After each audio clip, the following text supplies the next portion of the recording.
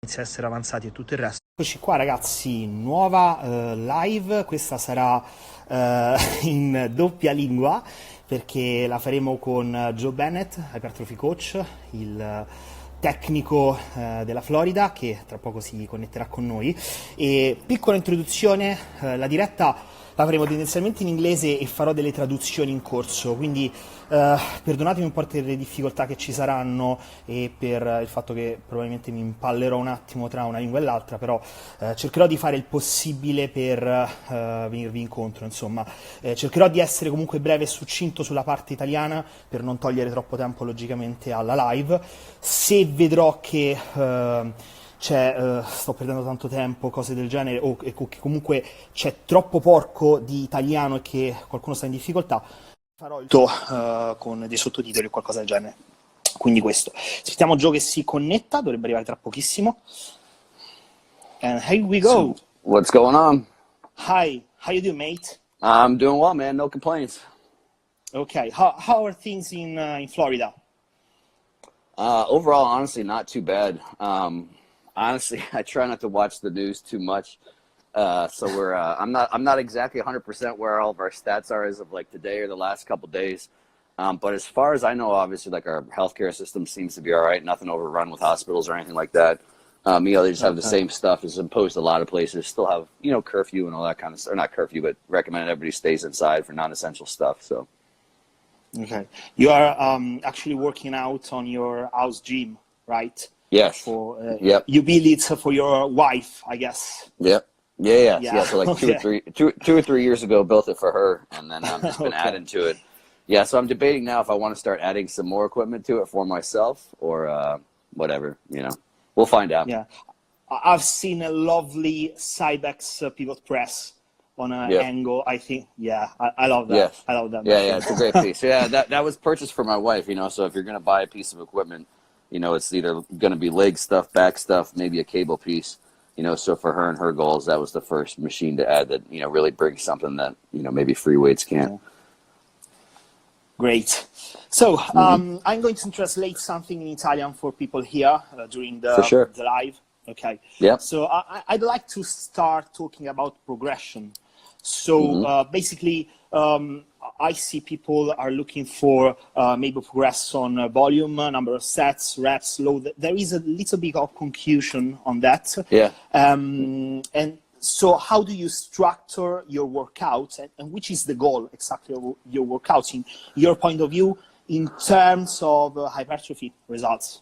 Yeah. So there's a lot that goes into it. So the reality is, I think the main driver for hypertrophy, for most people will still agree, is force. And then how much of that is debatable. So how much force is needed is debatable. Meaning, what's the volume? So again, I always say volume starts basically with one rep. It's kind of affected by the quality of the exercise you're picking as well too. So one rep of an exercise that's maybe not as efficient compared to one rep of another exercise. And then there's the stereotypical thing. If you go in a gym and you see somebody with potentially just atrocious form or somebody with great form, then it's like to compare those volumes of like comparing, their 3 sets of 10 to someone else with 3 sets of 10. It's not the same thing. Obviously someone with better form, really what they have is they have more volume, so it's basically more force over a given period of reps over a given period of time. So that's why I think there's so much confusion out there as far as, well, what is the right number of sets and what is the right number of reps and does time under tension matter? And even for studies, it's such a tough thing because studies don't standardize one rep. They might say something like, the instructors of the studies, made sure that people had good form or whatever. But when I was in college, I was a volunteer in those things. So I would go and do them for fun and just have them do this or test that. And I saw what they imposed as far as form go. I still wouldn't consider it good form as far as the studies are concerned. So I think that's a tough part to start, is there's not really any standardization of what one rep is, what one rep should be. And that's why you can see so much difference between something will show it should be 2 reps or, as volume goes up, that drives hypertrophy and all that kind of stuff. So the way I structure my workouts and do everything, it's things where, whether it's through activations or through prep, to start, it's making sure that, one, there's like a physical and a mental component to being ready. But then 2, I think it helps just to well direct things. So I think force, again, is the main driver. But I always say force is only as good, or effort is only as good as it is well directed. So it's that's kind of the prep and all that kind of stuff. But then as far as exercise selection and where the majority of the workout really kind of revolves around is what I call it kind of the meat and potato exercises. And that's things that, again, hopefully they're very efficient exercises. They're challenging through whatever motion you're choosing to do. So if you're moving your arm 90 degrees, it's hopefully matching what your arm can do through that 90 degrees as far as force production is concerned. So that's really the 80% of my training revolves around good exercise selection with those movements, maximizing form, maximizing load within those movements. And then for most people, I always say, I've started to say 2 sets just because reality of one set's a good place to start. Look at improving your ability of what you can do with 1 set first.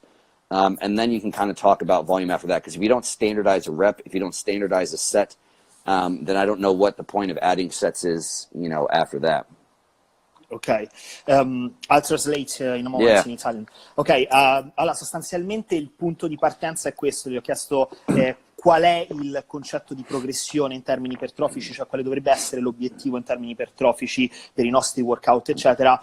E lui in sostanza ha detto che il primo driver dell'ipertrofia è il force, che sarebbe la forza meccanica, intendiamola come tensione interiore del muscolo, quindi la tensione muscolare, l'effort e la tensione interna, il carico interno che riusciamo a creare nel muscolo.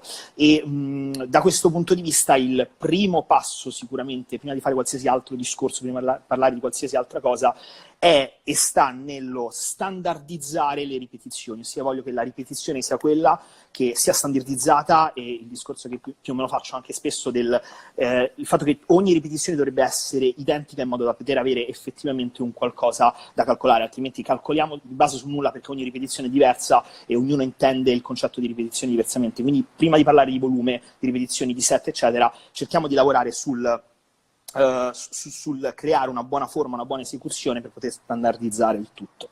Ok, I think it's really curious for you to hear everything in Italian. It's a little bit funny. No, it's awesome. It's great. Okay. It's an admirable talent to be bilingual, man, because I joke I'm horrible at my one language, so to speak 2 fluently is pretty amazing. So okay, so you told and talk about choosing the exercises. I mean, I guess your aim is to choose the best exercise for my biomechanical, my structure, and try to progress on these exercise, to do on the meat and potato stuff, to do nothing fancy, nothing weird. Yeah. And when do you think is the moment to change exercise, and how frequently do you think we should change exercises? Yeah, it's a tough question, because the reality is, I think one of the biggest things is that the quality of the exercise will determine that to a certain degree. So in theory, on paper, the better an exercise is, the less frequently you should have to change it. And 2 things with that. One, I talk about alignment. So that's probably one of the toughest things to kind of like tell everybody. So if I'm doing a post, or if I'm everyone listening right now, that's one of the hardest things when people are like, well, how do I know if it aligns well? And some of that is having just a little bit of an idea of basically, anatomy, kind of how things line up, how your joints work, and arguably how they, receive force better. But if something aligns very well, if it covers a large range of motion relative to what a muscle is capable of doing, and it matches what it can do through that range, then arguably you don't have to change very often. And I'll say when I found what I consider like my best exercises for myself, lots of them I do basically 80% of the year. And so if I had a number, if I've got a great exercise, that's probably the accurate number that I would use, is 80% of the year you can keep them in. And then just the reality, whether it's a structure thing or you just, you're lagging body parts, whatever the reason is, if you have things that you just don't quite find the perfect fit, or, if you maybe don't have great shoulders, whatever that means, you have old shoulder injuries or whatever it is, sometimes if you kind of just stick with something too long, maybe around those joints or those things, those would be the ones you maybe rotate a little bit more often. So if I gave a really blanket statement for most people, it would be, maybe try and stick with things at least for 3 to 6 months at a time. That would be my opinion. Because again, then there's the whole notion of, obviously, if you change things too frequently, you don't really have a baseline or a gauge to know, am I actually making progress? You got nothing, no benchmark and nothing to look back on. And so again, when it comes to the coaching world and applied to an individual, there's been exceptions to that. There's been some things where I kind of leave almost year round. And there's been times when, when I'm kind of finding something or adjusting something, whether for myself or for a client, sometimes things change, in a shorter period of time. It could be 4 to 6 weeks. I'm like, this just isn't it, or let's change it up. So, those are some concepts that can maybe help most people, but then just realizing too, any concepts, any principles, when you talk about an individual, you just can't be too attached to that kind of stuff, because that, again, it can just kind of go out the window to a certain degree. Yeah. How much do you think we have to train the same exercise in terms of frequently? I mean, usually people train, I guess, each exercise each week. Maybe on Monday I have squats. Yeah. We have some other kind of split coming maybe also from DC training and stuff like that with rotation. Yeah. And maybe for more advanced people, it's better to train the same exercise less frequently. I mean, I can train legs, I don't know, each 4 days, but I can have squat each every 8 days. So I think, do you think it is better in terms of progression? Because it's easier to add, I guess, 50 kilos on squats in a 6-month period than a 3-month period. Yeah, for sure.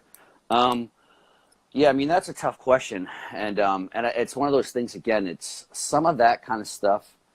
I think it just comes down to what the coach feels confident and can deliver good results with. And so all I mean with that is, personally, I've slightly preferred, so if I'm literally looking at repeating, a body part frequently, so maybe if it's every 4 days, I'm trying to bring something up, or just train everything as frequently as possible. For some things, I like to repeat exercises, because I always feel like I'm just if I have something that I'm like, man, this is just the best fit for that, and I'm recovered and I'm ready to go, I don't really think about it so much in the reality of like, well, I shouldn't repeat that exact thing for whatever reason.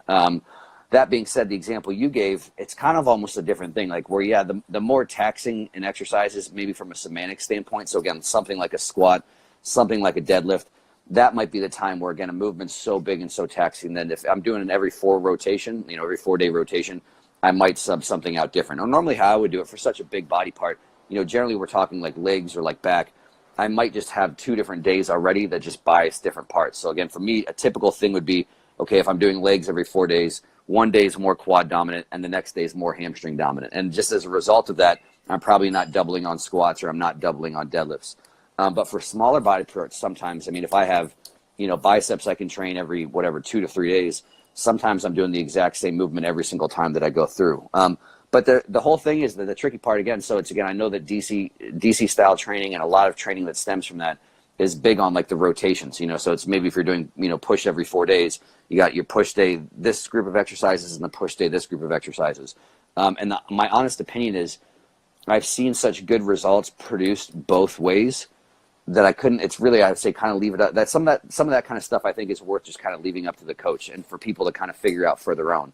And that's, again, like the nature of our industry. People always want things to be black and white. People want to say, oh, this is right and this is wrong. And for me, it's such a silly thing. It tells me the people that want to argue about that stuff, it says a lot more about those people than the actual concepts, because nothing in training works that way. I could see the argument as well, too. The other thing, too, is if you're having a program or something where you're saying everyone's doing this, so this is the DC style training, to me, it almost makes sense as well, too, because I would argue, not knowing how everybody's doing everything, it would probably lower your risk of injury, having a rotation of exercises. Now, again, if somebody can do stuff really, really well and they've got really perfect exercises, that might be my reason to be more okay to repeat exercises. But just knowing how many people are going to follow that program, that's a good reason to have that rotation as well, too, I think.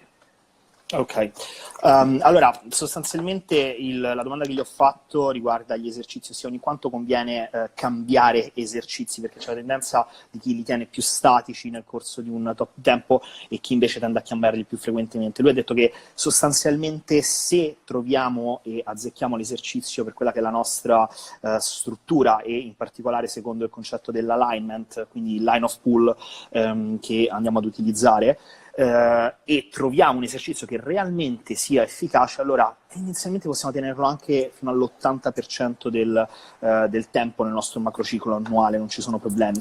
E il secondo punto che diciamo che gli ho chiesto è quanto frequentemente ripetere lo stesso esercizio, perché con dei modelli di rotazione si tende a ripetere l'esercizio, magari invece di ripeterlo ogni sessione di gambe, per esempio, lo vado a ripetere ogni 2 sessioni di gambe, in questo modo ci avrò anche la possibilità di progredire meglio.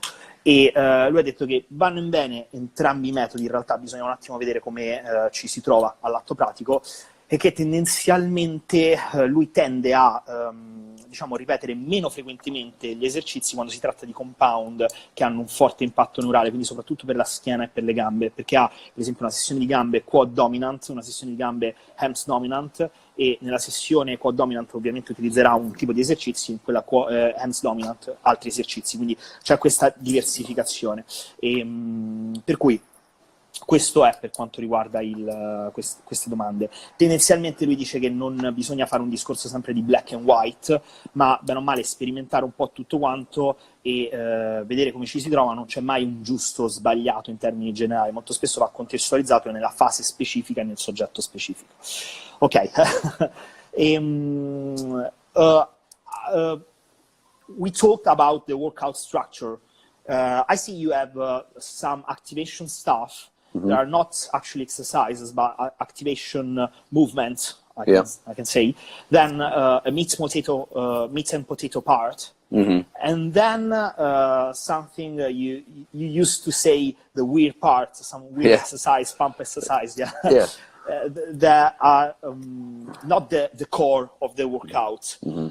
I think are the core of your Instagram page, but not actually the workout. Mm-hmm. So how can you talk a little bit of your workout structure and the goal of each single part? Yeah, I mean, so some of it's kind of tricky where it's like, if I'm looking at, if I'm starting a session, some of it's the meat and potato stuff. So I'm just doing the same stuff, right? 6 months in a row. So that's half the joke, is like, I'll still post that every once in a while.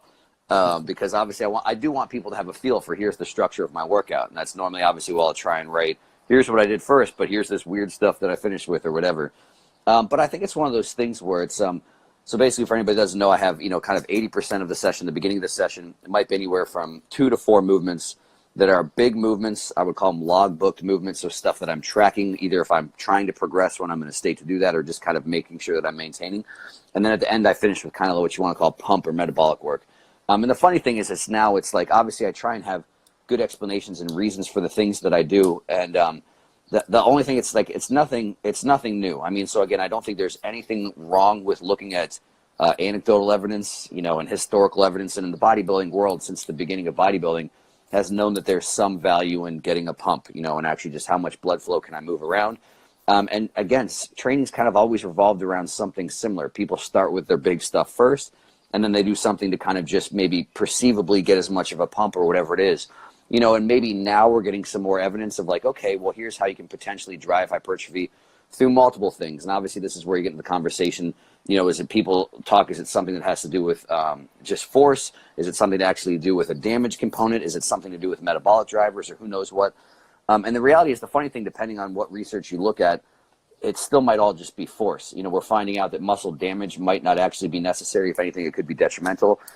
There's evidence that shows that even this kind of metabolic work isn't actually metabolic work, because they can't have metabolites in and of themselves produce hypertrophy when kept separate from force production. So the argument is, even, when you do kind of stuff that looks like pump, maybe you're just moving more through fatigue pathways. You're still hitting failure points. You're still having slow reps. And arguably all those things could be just different ways to produce a large amount of force.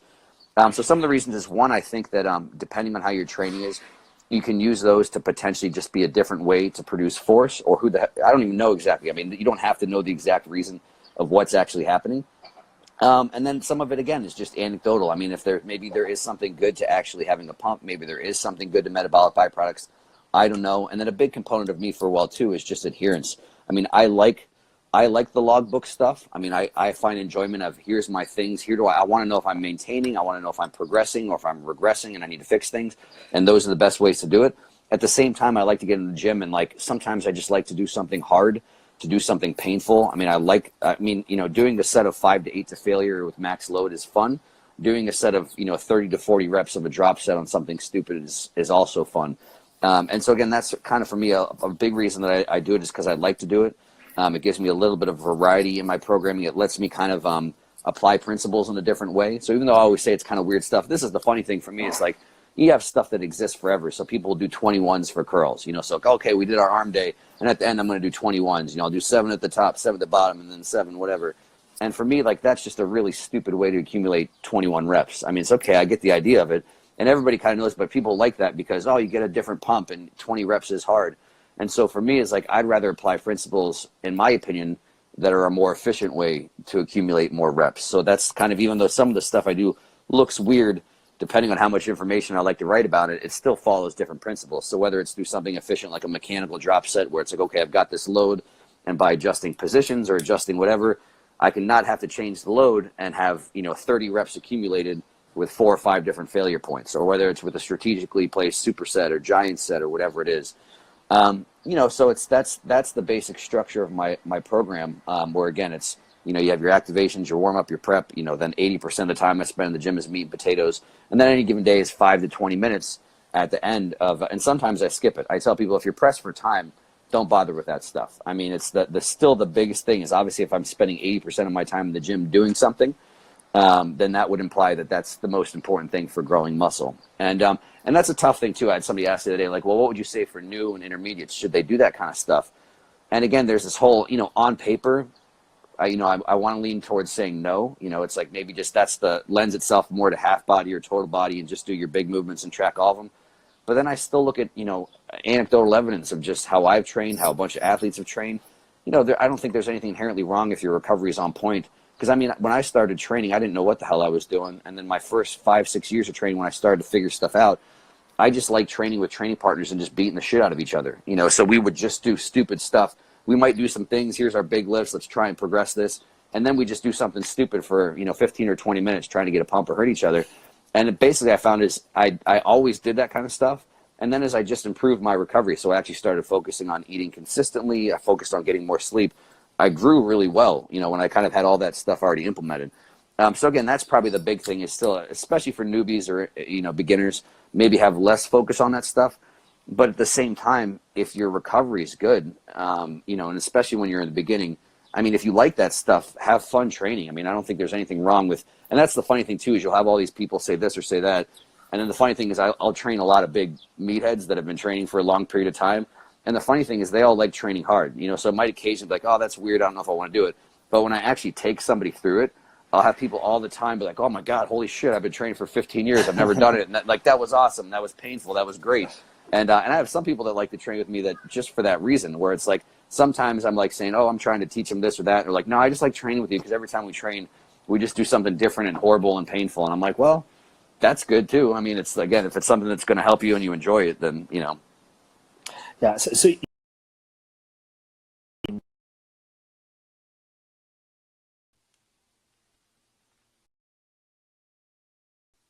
Oh, okay. okay. So you used to change the pump work on each exercises, or just what you feel on the moment, I guess. Yeah, I kind of just go by feel, to be honest. And so there's sometimes, I mean, I'm the same as everybody else. I might do something. I'm like, man, like that was awesome. And honestly, that's how I gauge a lot of it. I go by perceivably awesomeness, like how painful it was, honestly, how much of a pump I get and things like that. And so sometimes I'm like, all right, I'm going to put that one in the memory banks or whatever, and I'll repeat that sometime because I think some things, again, if I can get this perception of pain and pump and fatigue, because again, you know, your internal feel is important. It's tough to explain to somebody how that's The new, like enjoyability that's new. of the workout. Yeah, and stuff like that. And honestly, I think there is, I mean, people that have been producing results for 10 plus years with yourself, you know, like what good pain feels like. There, I can't specifically say things should hurt this way or shouldn't hurt this way, or that I can directly associate a type of pain with results. But having done it enough times, you realize like, oh, that was a good pain. I don't know what that means. But so I'll go through something. I'm like, man, that was great. That was awesome. And so sometimes I'll repeat stuff, but then sometimes, yeah, I like to go in and just kind of mess around sometimes. I mean, like I said, I'll finish a session, I'll feel pretty good. And sometimes as I'm going, I'll always think like little pieces of like, oh, what if I did that with this, or what's another way that I can train that length or that angle or who knows what. And so, yeah, it's a little bit of, I don't even want to say, like I always say creative's not quite the right word, but kind of the right word, where it's, again, if I have these kind of principles and things, I'm always thinking about Like, what's a different way that I can do this? And honestly, since having gone to my garage, like that's a whole reason, like as soon as I started training there, like full time, right now I'm like, well, here's all these different tools at hand. It's all the same principles and all the same stuff in my brain. So now it's like, okay, well, here's a different way that I can apply these principles with just different stuff and different tools. So honestly, like I miss my training partners, because I definitely train harder. I don't know how you could say that you don't train harder when you're doing forced reps and things like that, and just from like having healthy competition with my training partners. But at the same time, I'm also really enjoying training alone, because I've spent half of my career probably training alone as well too. And again, for like my headspace, like mentally, I like that a lot. Yeah. And again, I always joke, it's like I feel like my brain doesn't really work well most of the day. So it's like that's the one time of the day where I'm like, hey, I feel like my brain actually works now. And so it's honestly, it's where I have like when I train as well too, like lots of times I'll make notes and things where it's like I'll think of things, or I'll make notes for things that I want to work on later or stuff. And again, that's half of it. Obviously, that's the benefit that so many people like from training, is just like cognitive benefit is a very obviously real thing. So the last part of the workout is for the nerd Joe. Yeah, For some him. of that, yeah, absolutely, Yes, yeah. I can understand. Yeah. I believe you're just trying to create like a biochemical environment in the muscle on that part. So not just producing actually force. That this is the meat and potato part, but just creating this environment for muscle growth, and I believe also for improving the recovery part.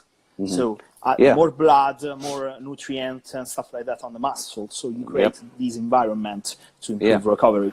Yep. Okay. So this is the aim of the goal of the last part of for the most part. Yeah, it's one of those things where it's, again, that's the whole balance where it's and I try and always present things honestly to everybody. I mean, I think it's not, some people try and create like this whole mystery and stuff behind their training and their methods, and I like to be honest with people. Like, again, I fell in love with training, being a 15-year-old kid, having, my brain there was nothing in it. There was Arnold's Encyclopedia of Modern Bodybuilding was the first thing going in it. And so, I always, that's where I started, and that's obviously always a big part of me. So and I think that's why I can kind of relate to people, because there's some people, not that I think that that's bad either, but some people just seem like fascinated by the subject.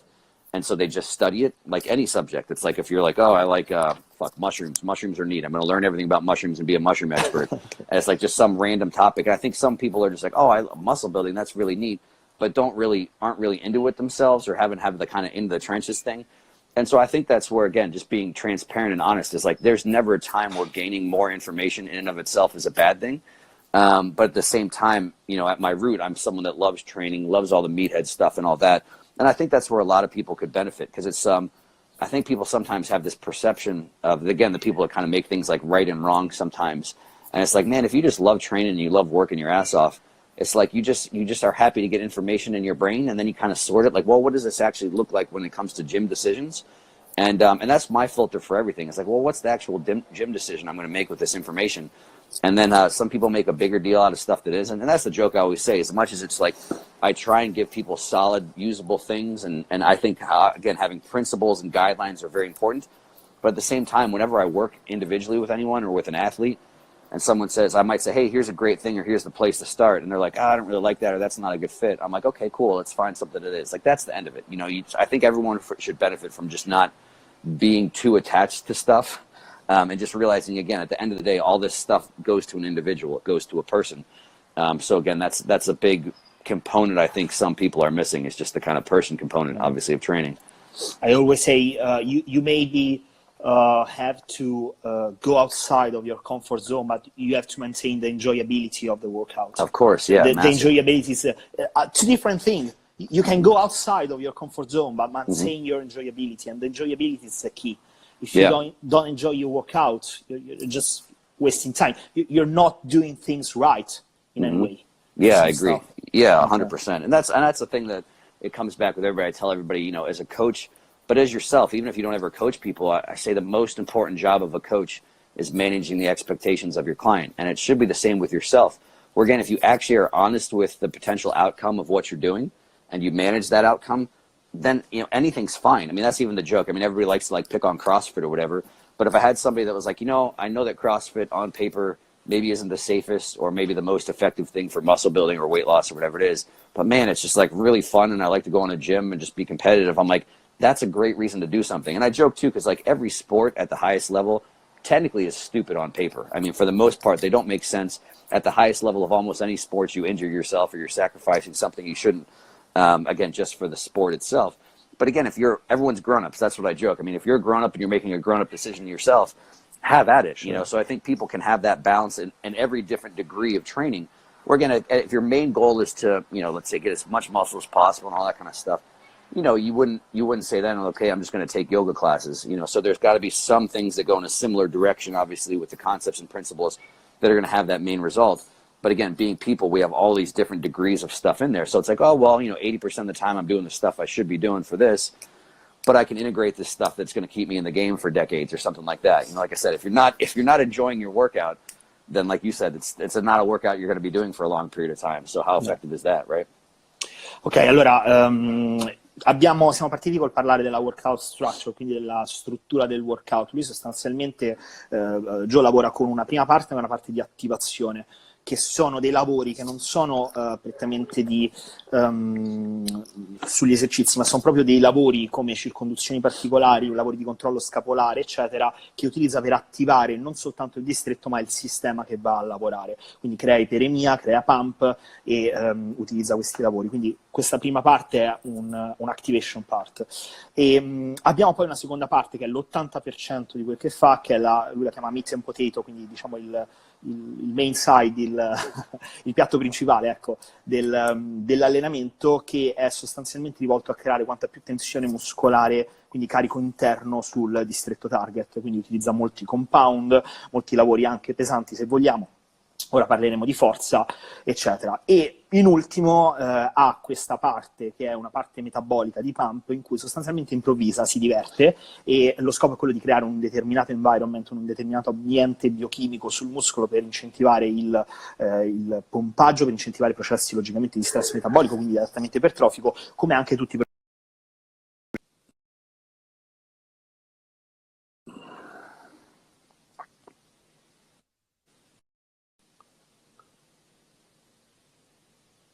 Ok, e tra parentesi, voi potete trovare tutti i suoi contenuti su hypertrophycoach.com. Is that right? Your site? Yeah, yep, hypertrophycoach.com, yeah. E hypertrophycoach.com, e sulla sua app Hypertrophy Coach potete trovare tutti questi lavori che lui va a postare, quindi vi invito caldamente a darci un occhio, perché è veramente molto molto molto utile. E la cosa che ha detto fondamentalmente, la cosa divertente, è che è quello che si è sempre fatto, cioè non c'è niente di veramente nuovo, nel senso che le persone tendenzialmente facevano una parte un po' più corposa e pesante all'inizio dell'allenamento, poi alla fine cazzeggiavano facendo una parte un po' più metabolica, cercando fondamentalmente di creare pump, quindi veramente non ha portato niente di nuovo, le cose un po' si ripetono, quindi su questo è super super onesto. Ok, so you talk about the force. I think the force is something like an internal load of the muscle, right? Mm-hmm. Internal tension. So Yeah. not the external, not how much weight do you lift, but how much tension do you create on the target muscle, right? And how much is important on that, in this point of view, the load? So progressing the load during the workout. Yeah, it's really tough. I mean, to be honest, it's a massive part of it.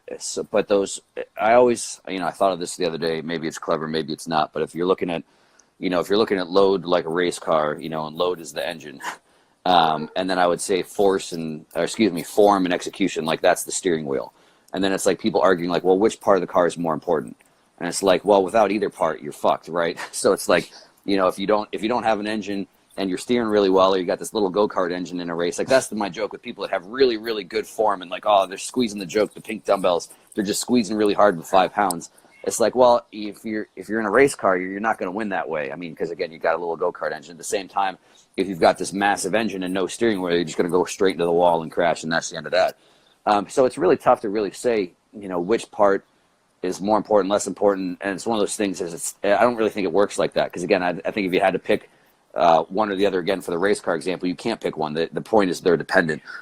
So you for progressing, the only slight difference would be that we really don't have an end for load, right? So it's the mistake that people will make if people are looking at a good way to kind of rectify this in your brain is like, how the hell do I do this? Like what? Because people will ask, and it just shows how common of a question is. People say, well, should I train a little bit lighter and use really good form, or should I train a little bit heavier and maybe let my form go a little bit? Classic one. And the answer is like it's both, and it's like, and people like can't quite get their head around it. And I was like, but the funny thing is, I'm like, the reason you're having a hard time getting your head around it is because that's basically like the cornerstone of muscle building. It's you're trying to balance two things that are seemingly in opposition with each other, and that's why everyone's not jacked. Is because again, some people have a hard time finding that balance. And so the reality is there has to be a balance, but I think people should look at their biggest opportunity for improvement. So it's because I'll get meatheads sometimes, just kind of everybody sensationalizes stuff. So someone will say, oh, getting big legs is easy. Take a hack squat, you got 2 plates aside, you're doing 10 reps, get up to 8 plates aside, and you're going to have big legs. And I'll be like, well, in theory, to some degree, I'm like, something on your lower body will be big. But I've seen plenty of examples in my realm where it's like, yeah, you can do hack squats with 8 plates, but you have giant adductors and a big ass and your quads still suck. And, so there's some people that just say, oh, it's all about putting more weight on the bar. And that's the saying that I said before a little bit is like, load and effort are only as effective or as useful as they all are well directed. And so there's a balance, because again, if somebody completely diminishes the point of, they're doing a hack squat, they're doing that example, but they're on it and they don't actually feel their quads, then it's like, well, that's your biggest opportunity for improvement. I would spend time. That'd be the only time where I'd say load doesn't matter, because again, bodybuilding at the end of the day is about getting load for the goal of growing something. If you're not feeling that something, then I don't know what you're doing. So I think for most people, I don't know if you don't have to do it with a phase, or you don't have to do it with whatever, unless you don't feel a muscle at all. It's like, forget about load for a while, get yourself to a point where you can actually feel the trained muscle. And then, yeah, you have to progress load, because the other side of that is people are like, they're chasing this elusive perfect form, so they got their 5-pound dumbbell, and like every workout, they're like, oh, my form's like an 8 out of 10. Now it's a 9 out of 10, and I'm trying to get it to a 10 out of 10. And it's like, well, if you look at your biggest opportunity improvement, like trying to take your form from a 9 out of 10 to a 10 out of 10, or you're holding a 5-pound dumbbell, like somebody's curled 80-pound dumbbells. So the difference between a 5-pound dumbbell and an 80-pound dumbbell, load's going to be your biggest opportunity for improvement there. So obviously that just creates a big spectrum. Like everyone's kind of on that spectrum. You don't normally get people that are actually on those quite extremes of it. And again, that kind of comes to, people being realistic with themselves and their training and the outcome of what they're doing. But it's also, that's a coaching part as well too, where you just are realistic with the people that you're working. And I think that's some of the biggest value of a coach is, again, that should be a challenging thing, right? Rectifying those two things that seem like they're opposing, that's challenging. And so that can be where a coach can have a lot of value from an outside perspective and say, no, your form's pretty damn good. Like, let's put some damn weight on the bar. Let's start progressing things. Or it's like, that just looks absolutely horrible. Like everything about it's like you're doing 10 something, but it looks like you're having collisions and just dropping shit and all sorts of things. And so, the answer kind of, which is not an easy answer, is they're of equal importance. They're dependent upon each other.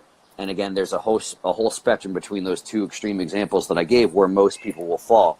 And then again, this is why some people, and I'm not saying this is the best way to do it, but they like phases where it's like, okay, well, I'm progressing things for 10 to 12 weeks, and maybe now I'm going to take a couple weeks to just kind of like relearn form and get stuff a little bit better. And again, I always found it easy when I was training someone, like both can happen at the same time. Like the very first session I get with somebody is like, lots of times there's some time spent standardizing form. But for me, like it could be like, if I get somebody that's an exercise I know is going to be great for them, I might spend 10 sets there working with them, and that one day. And so it might be like 6-7 sets are just getting their form perfect. And then I'll find their load capacity for that day. So like, why the hell not maximize form? And now we'll try and maximize load with that new form. And the reality is the first day, you're probably limited a little bit by your brain and coordination and all that shit. But I always thought, again, with a good coach, you can progress both at the same time. But I understand why that's tougher for some people to basically do on their own, Yeah, so we can say a stronger muscle is a bigger muscle if the form is okay, maybe. Yeah, for the most part, for sure.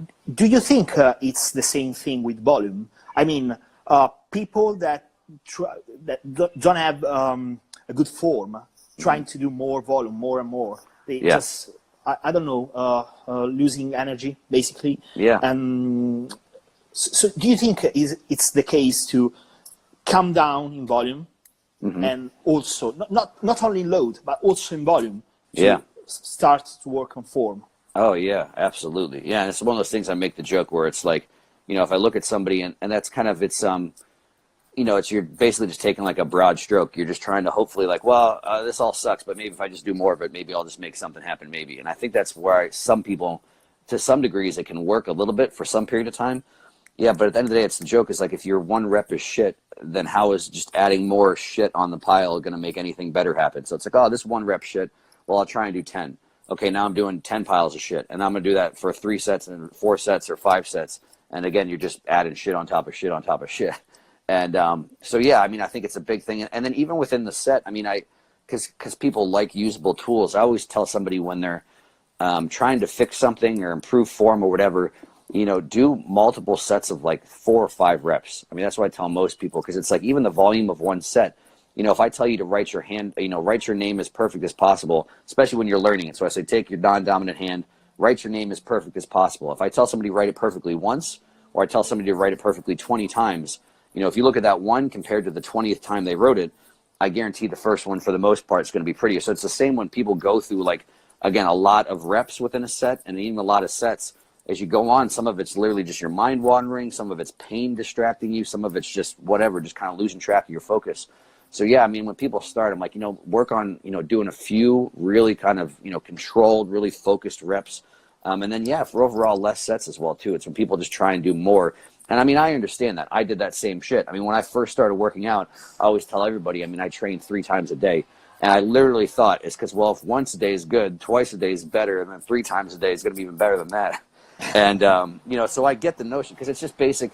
It's like basic human logic, where it's just like, because for some things it's like that, you think it is, where it's like, oh, if I'm going to spend an hour studying, or I'm going to spend 4 hours studying, 4 hours is going to be better. And then obviously you realize the crossover in life as well, too, because when you actually figure out what, like, efficient work is as well, obviously some of that applies to that as well, too, where I can just sit here for 8 hours and stare at a book, or I can have 2 hours of really, like, focused, dedicated, good studying or whatever. So, yeah, it's just, I think it just kind of plays on basic logic, where people just think, well, this amount's good, more will be better. And then obviously it just doesn't quite work like that. Yeah, I see. And talking about the form, I see a lot of people when you start talking about form, they understand instantly, like manipulating and slowing down the tempo. So the good form is a slow form, something like that. And what I found that the most important problem people have on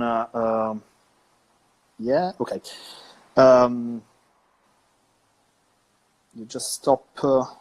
I can see you. Okay. Here again. We're back. The most important. Yeah. Okay. The most important problem people have is that they can't find the extreme part of the active ROM. So maybe the problem with the form is they can't find how deep they have to squat, or okay, I guess okay, here again. So they can't find how deep they have to squat. They can't find how deep they have to, I don't know, bench or something like that. So how short they have to move the elbow for a row, something like that. So I guess, I think, just tell me if you agree, that the most important thing you have to manipulate in terms of tempo is the last part of the concentric phase and the last part of the eccentric phase. So the two extreme of the active ROM, because people have to understand where exactly they are. So don't slow the tempo. Trying to work in form. Right? Yeah, it's a tough thing. So it's like, so I mean, the biggest part I would say is definitely direction changes, like you said. So basically when you're going from one to the other, and there's a whole lot of reasons for that, because basically one obviously is quick direction changes depending on where you're actually doing it. You can use momentum to move stuff, as opposed to actually using your muscle. And then some of it is your body's so good at finding solutions. So again, if you're going from the bottom to the top, how much stuff can actually, move your humerus, can move your upper arm. You have a lot of muscles that can do that. So if you're going quick and you're not conscious of something, especially if it's not a body part that you're well connected to, then that quick direction change can be a big thing. And everything with pace, for sure. It's not, there's some degree of intentional slowness or control especially where eccentrics are concerned. Obviously, if you're going faster than the pace of gravity is would accelerate the bar, obviously not using your muscle. But yeah, I mean, I think it's one of the things it's overly talked about a little bit and kind of taken out of context a little bit, where I think I would still say when you're learning, slow's not bad. And again, it's a silly analogy, but again, it's thinking about like the handwriting deal. Again, if you had to write your name as neat as possible with your non-dominant hand, and I said it's as neat as possible, and if I can't read it, I'm going to shoot you. Are you going to write fast or are you going to write slow? So it's I think it can be a good learning tool, but then yeah, people get kind of overdo it, where they're going so slow that basically they're kind of creating internal isometrics, with basically opposing muscle groups as opposed to actually using the weight. And in reality, if you have good exercise selection, I think there should be some standard like lowering, like again, the eccentric should actually be lowering it with your muscle. But from there, your concentrics should kind of always be aggressive. And the only time that kind of messes people up is if you have bad exercises. Sometimes it makes it much easier to launch something, or something like that. We have people like, oh, I got to contract aggressively. And at the end, they kind of launch it. So at the top, basically, their muscles aren't even working. Where again, if you have a good exercise with a good profile, then lots of times that'll lend itself as you can contract as hard as you want, but that weight's not going to really move fast. You're not capable of accelerating, especially if you have adequate loads. So. Yeah. Do you think accommodating resistance with bands and chains can help to improve the form? Because you have like a flat resistance profile. For sure, yeah. And so, I mean, that's the way that, that's, in the bodybuilding world, so much of accommodating resistance and stuff comes from original uses, obviously, like powerlifting and then some sport application for like power. But I mean, the way that I always look at things is it's just, for bodybuilding, it's just about the profile. So it's the same reason why some people like certain machines over other machines, or they prefer something like that has a nice cam as opposed to a machine that feels like shit. So I always look at it as kind of the same thing. I mean, where it's like, why would you not want a better exercise that's more challenging through the entire range of motion? So that's really when bands and chains properly applied. I mean, in my brain, it's the exact same thing as a machine with a good cam on it, where it's just, I can actually I'm working as hard as my muscles capable of working through the entire range of motion. And yeah, so that's a result where, again, if like, the perfect example is like a squat or something or whatever, where, the bottom is the only hard part if you've got a free weight. So someone could get to the bottom, and because that's the only hard part, that's where people tend to either avoid or they tend to cheat. And then once you can get out of that, you can essentially just kind of launch through the rest of the contraction. Where if you've ever set up bands or chains properly, man, your failure reps, when you have bands or chains set up properly, like on a hack or anything, you're contracting as hard and trying to move it as fast as you can, and you're still going at a snail's pace. And for me, that's kind of what we're after. I mean, that's what Profiles is all about. It's just not giving you a break, just demanding as much out of you as possible, again, through the entire range. So. Ok, allora velocemente abbiamo parlato del discorso dell'apprendimento della forma, perché è importante apprendere la forma, e del fatto che sostanzialmente per imparare bene non si deve necessariamente rallentare il tempo, quanto piuttosto lavorare su quelli che sono gli estremi dell'active ROM, imparare bene quelli. E da questo punto di vista la cosa che può aiutare veramente tanto è utilizzare, appiattire il resistance profile, quindi utilizzare elastici, catene o macchinari che permettono di appiattirlo in modo da non avere dei tratti un po' più complessi durante la nostra alzata, perché per esempio, perché squattate male? Tendenzialmente perché quando andate a fare uno squat, quando scendete in basso avete paura, perché in basso carica molto di più, è molto più pesante, quindi avere un resistance profile piatto vi permette di avere la stessa tensione in qualsiasi tratto di ROM, e quindi da questo punto di vista potete imparare bene la forma, perché non avete paura di scendere e imparate bene. Però al di là di questo è comunque sensato rallentare un minimo il tempo quando stiamo imparando la forma. Okay, so last question, I guess. We talk about the last part of the exercise when you use accommodating resistance, right? When you struggle against the weight. And I'd like to talk about the effective reps, because there are a lot of articles about these effective reps, the last 5 reps, like a magic number of a set. And what do you think about training to failure? Because I see lots of people think failure is like something that asks for more recovery. But I guess also volume training is asking for recovery. So what do you think about that? Yeah, so it's turned into a strange thing, I guess, the way people discuss it, and it doesn't make any sense to me. But I think the whole because I'm thinking the first person I think that I really kind of got the whole effective reps thing from, and especially the last 5, is Chris Beardsley. is the person. I mean, he's got a great book on hypertrophy. I always tell anybody to, if you want to read it, because he charges like $2 for it. I'm like, I want to tell this guy, like, just charge a little bit more for it. It's a great book. But I like a lot of his stuff, because I think, unlike a lot of people, he actually looks for like themes and a whole direction, as opposed to people will see a study and they'll say, hey, this one showed that this exercise is better than that exercise. And I was like, if you're making any decisions off of one study, that makes no sense.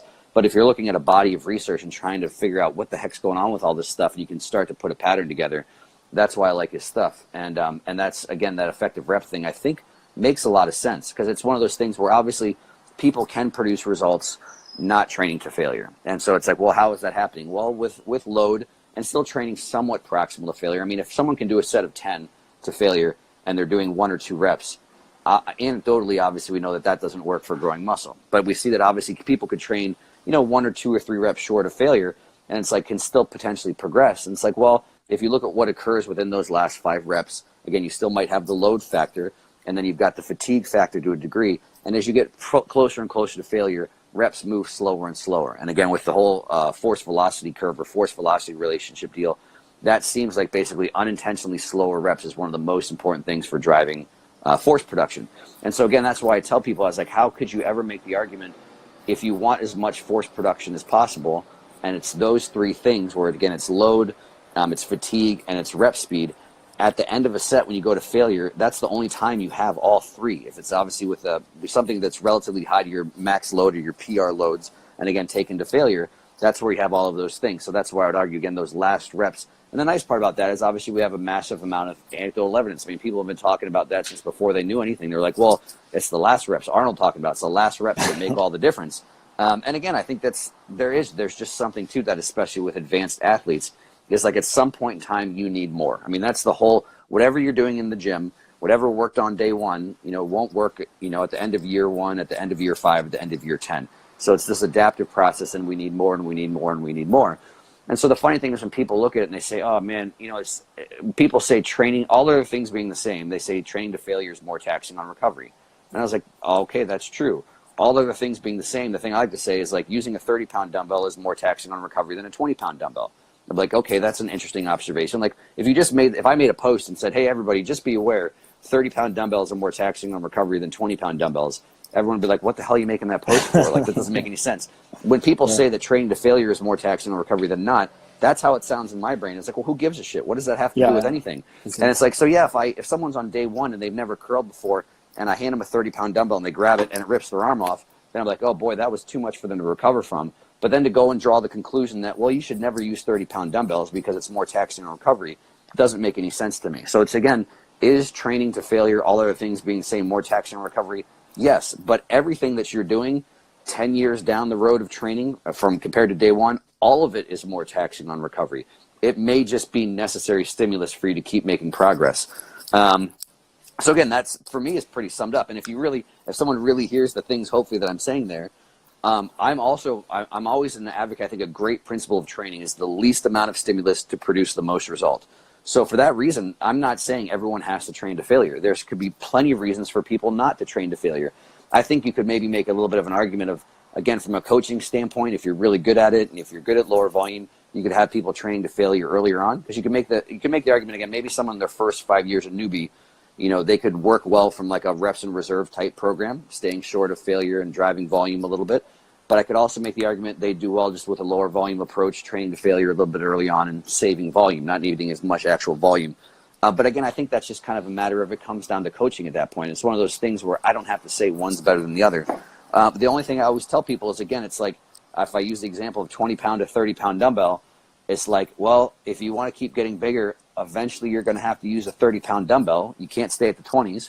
And if you want to keep growing, eventually you're going to have to train to failure. And again, because again, if we just need more, we need progressive stimulus, that is a point that people will have to progress to, because again, that's just a variable you're going to need at some point in time. So again, it's just kind of, you get people, I think some people are just looking for excuses and limiting beliefs. And so it's the strangest thing now. People are like, oh, well, the only reason he can train to failure is because he's an enhanced athlete or this or that. And I'm like, what the hell does that have to do with anything? And I was like, most of us, when we were especially early on starting out, like I trained to failure all the time and grew the most I've ever grown in my entire life. It just always came back more to appropriate amounts in recovery to me than anything else. Yeah, so that's kind of my thoughts on that, I guess. But Okay. Do you think it's something correlated to the load that you can lift?